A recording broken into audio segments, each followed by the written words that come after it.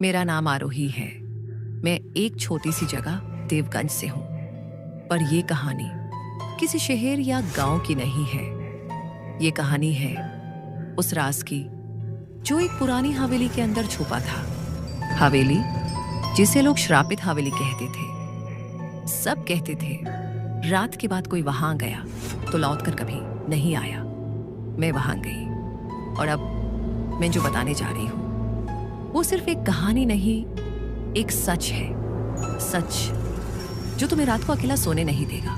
ये सब एक दूसरे शहर के कॉलेज ट्रिप के बाद हुआ। मैं वापस अपने घर जा रही थी, लेकिन रात हो गई थी। रोड पे अंधेरा छाया था और मेरी बस का टायर बर्स्ट हो गया।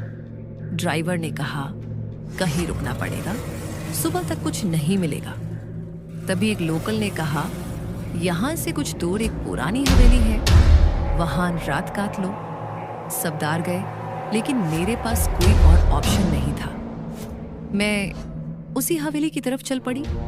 रात एकदम सन्नाटा, बस मेरे कदमों की आवाज और दूर कहीं से कुत्ते के भौंकने की आवाज आ रही थी। हवेली का गेट पुराना, जुंग लगा हुआ, खुद ब खुद खुला, क्रियाक।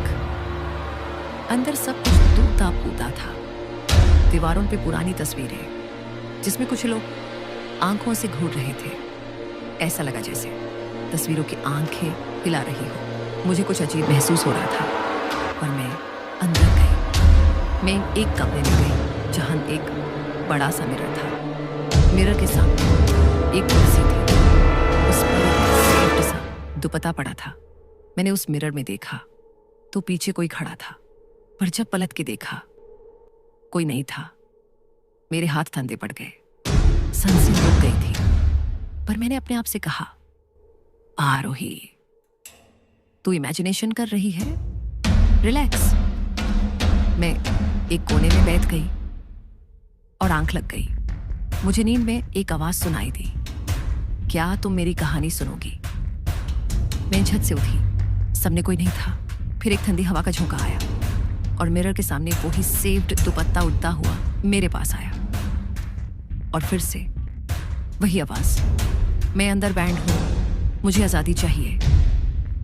मैं चिल्लाई, कौन है? कोई जवाब नहीं, बस एक तस्वीर थी जो धीरे से फ्लोर पे गिर गई। मैंने उस तस्वीर को उठाया। उसमें एक लड़की थी, बिल्कुल मेरी तरह दिखती थी। नीचे लिखा था, आरोही, उन्हीं ने लोग में शौक थी कि मैं कैसे हो सकती हूँ?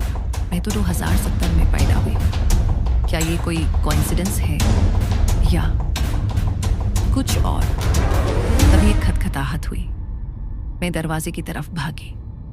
दरवाजा खुल चुका था और सामने एक छोटी सी डायरी पड़ी थी।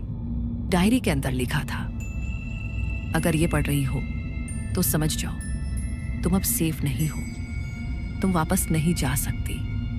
तुम मैं हो गई हो। मेरे हाथों से डायरी गिर गई।